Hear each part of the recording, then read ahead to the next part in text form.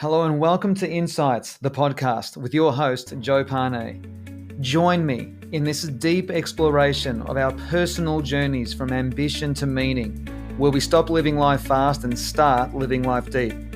This is a journey of waking up and realizing that our lives have never been about us, but about others. True success leaves positive ripple effects on other souls. I believe that success needs to be redefined from our own personal ambitious endeavors to be redefined as the value that we leave and give to others around us. Join me now as we begin this journey to deeper connections, even more fulfillment, some fun, curiosity, life, love, and all good things. Your deeper journey from ambition to meaning starts right now.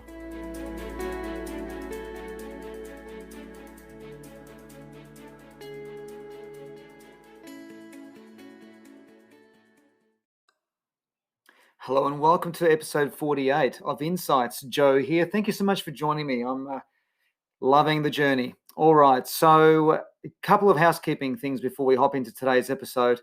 October 22, 23 is the final free intro to EDIS training for the year. So for those of you who are curious to know more or dive deeper into behavioral profiling and energetic profiling, there's a link on joepane.com.au. It's pretty clear where that is. You can just click on that and then you'll be able to receive, to register, then you'll need to register and then you'll receive a Zoom link for the training a few days out from the training. So it's a day and a half, full immersion. It's phenomenal. It's fun. It's great value. Even if you don't continue on with the actual accreditation training, it's still phenomenal value. So either way, feel welcome to join me if behavioral profiling is of interest to you.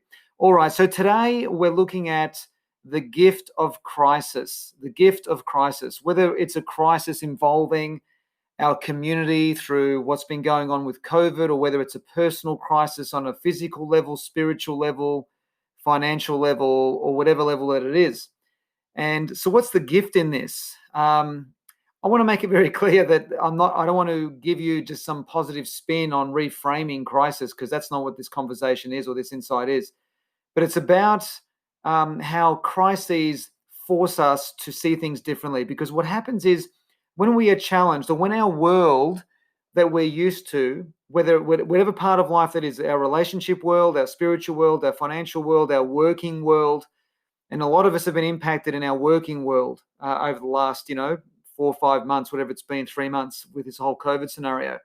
And so when a crisis of some kind hits, our perspective or our perspective on life it trembles. And like an earthquake, when it trembles, certain things fall down and certain things stay up. Certain buildings will rubble and go to rubble, and some buildings will remain strong.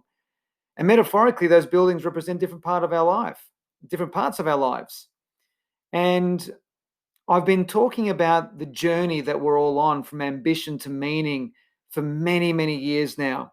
There used to be a free event I used to deliver. It was a personal development event called Courage to Be You, which that particular event, I've presented that to thousands and thousands of people over a period of about 6 or 7 years.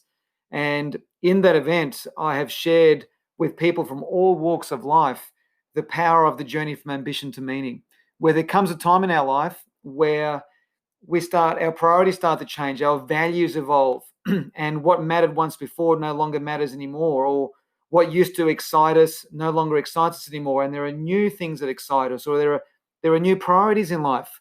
What's mattered the least before matters no more, or maybe what used to excite you about certain parts of life no longer matter as much because other parts of your life have taken over. Now, what I mean by other parts of your life taken over, meaning that the journey from ambition to meaning is the journey of a values evolution, where we move away from defining ourselves from our physicality and from our results, and we evolve into a life where our purpose is found in service to others, where our life is defined by meaning, contribution, and growth, making a difference, focusing on, all the ways that we can contribute and contribute to that difference. And as you know, that's what this podcast is all about. This whole sort of the theme of all of these episodes is all about that shift from ambition to meaning. A crisis, I believe, accelerates that move. It accelerates us away from the warrior archetype of the ambition-driven world into the statesperson archetype, driven by the core driving question of what can I give? And in essence, when we enter into the meaning-driven world, we start to, and these are generalizations because everyone, of course, experiences this quite uniquely. But what happens in the meaning-driven world is we begin to become curious about the non-physical. We become curious about the ether or the spirit or altered states of consciousness or different ways of viewing the world or seeing the world from completely different eyes. Or it's where we begin moving away from defining ourselves by our personality and our physicality, and we start defining ourselves more on our legacy and our essence. You know, there's many quotes from many famous people that I dearly love, and one that I've come to love this year has been the quote by C.S. Lewis, who of course was the author of The Lion, the Witch, and the Wardrobe, and many other classic stories. My sons, who are currently in grade 6 at the time of this recording, have been reading The Lion, the Witch, and the Wardrobe, and perhaps I might have referred to it in past episodes, but I'll say it again here. C.S. Lewis was known to have said that we don't have a soul, we are a soul, and what we have is a body. And I love that because that is another way of defining, in reverse, I guess, defining the journey of ambition to meaning, where we're moving away more from defining ourselves physically to defining ourselves through the contribution and the legacy we're leaving behind to our family, our communities, or our market, or our clients, or whoever it is that you serve in your life. And then, of course, from there, we evolve into reconnecting with spirit, being inspired beings in spirit, is to breathe within, to look within. So here's a question I want to share with you. If you've been following me for quite a while, this question will resonate with you. And that is that, what if you were to say to yourself, or become aware of asking yourself this question when you're in a crisis, or for any situation for that matter, any experience that you're currently having?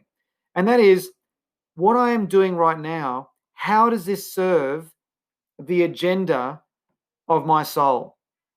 How is it that what I'm doing right now is serving the agenda of my soul? I love that question. There are hundreds, maybe thousands of answers to that question. But I love that question because it puts everything into perspective for me. When I look at that question, how is what I'm doing right now serving the agenda of my soul?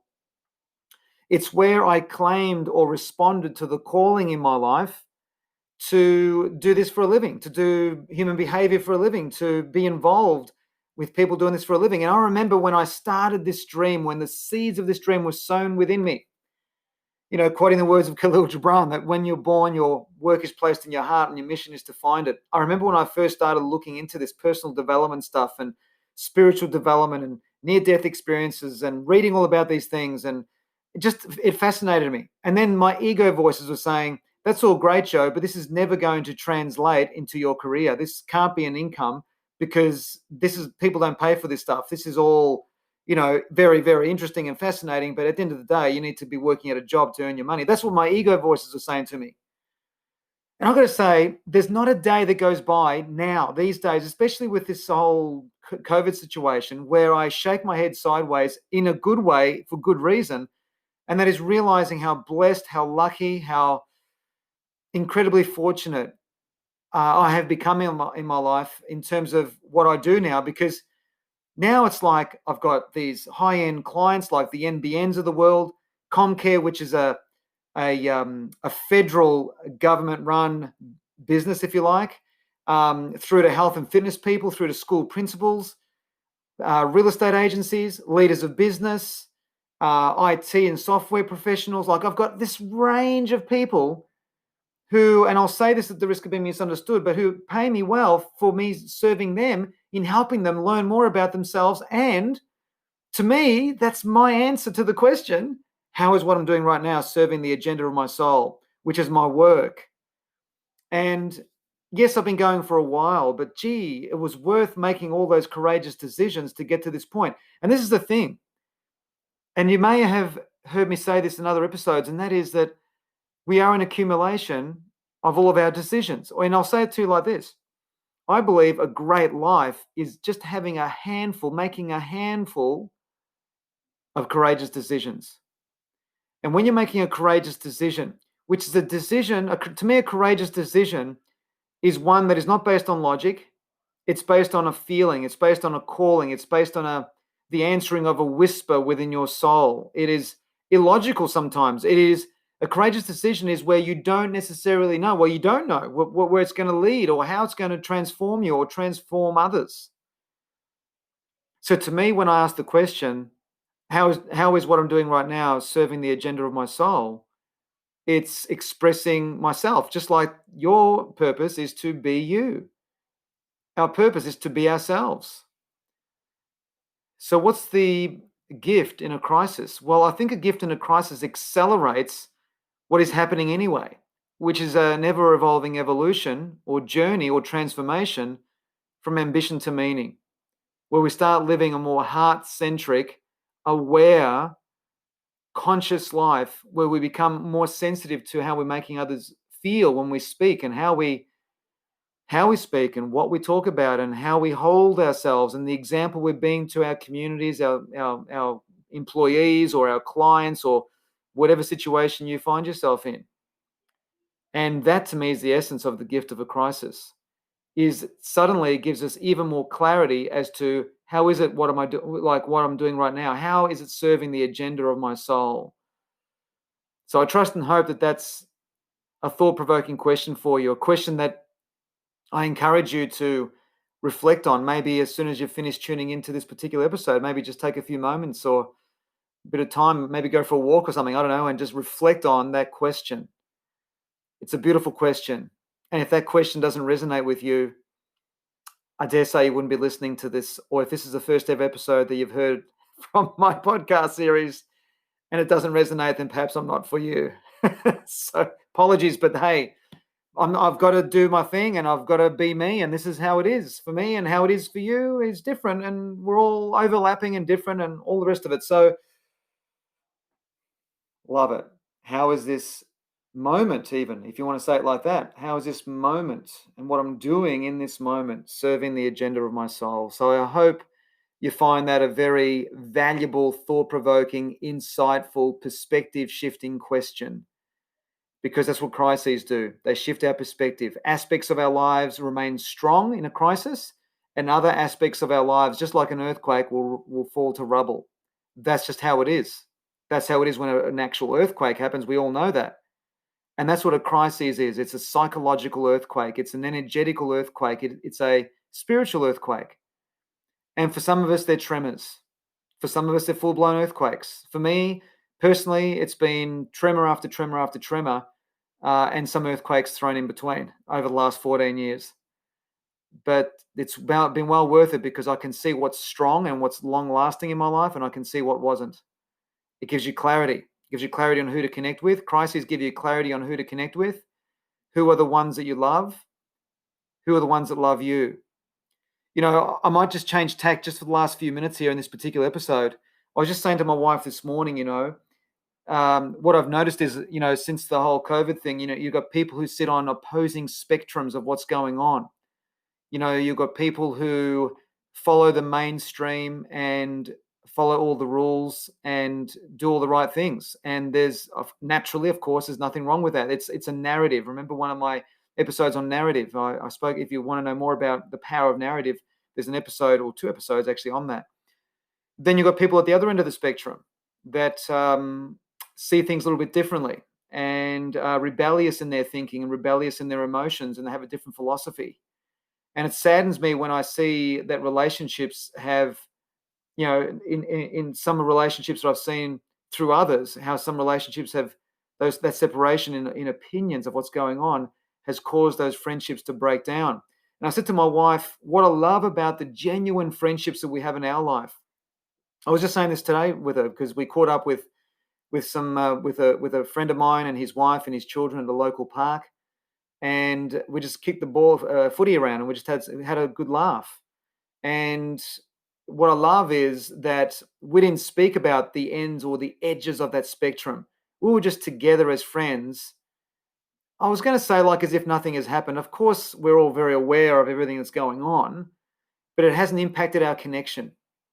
So sometimes what crisis does, this is the point I want to make, It brings clarity into your life in terms of who are your real friends and who are not.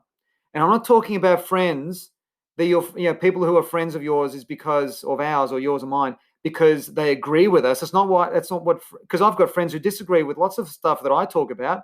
I'm not talking about the subject matter of these podcasts. I'm talking about what my thoughts are on health matters and financial matters and global matters and political matters and agenda matters and all that sort of stuff. I've got very different opinions to some of my close friends, but it hasn't impacted our friendship in a negative way at all. In fact, it made it even richer because we get to talk more robustly about things.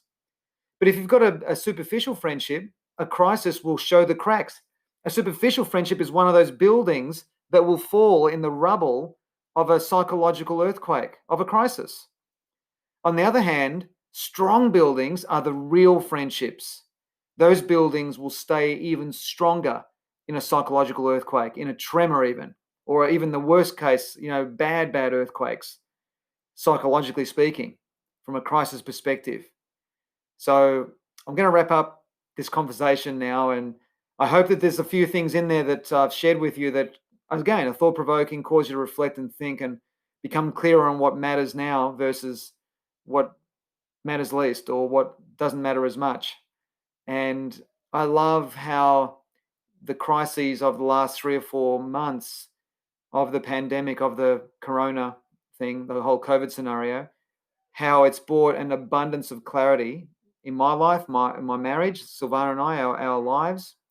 And it's made the strong buildings in our life, being great friendships, real friendships, even stronger versus, what I've unfortunately seen with some periphery friendships that have gone in a different direction. So how does what I'm doing right now serve the agenda of my soul? I'll leave you with that to reflect on. Thank you so much for joining me today. I deeply appreciate it. And I'm looking forward to reconnecting with you in episode 49. Thanks so much, everyone. Enjoy your morning, your afternoon, your evening, wherever you may be, and see you soon. Bye for now. I'm Joe Pane, and you've been listening to Insights, the podcast. If you haven't yet, subscribe, rate, and review this podcast. You can now follow my insights on Facebook and Instagram. Thank you so much for joining me, and I'm looking forward to being with you again very soon in the next episode of Insights, the podcast.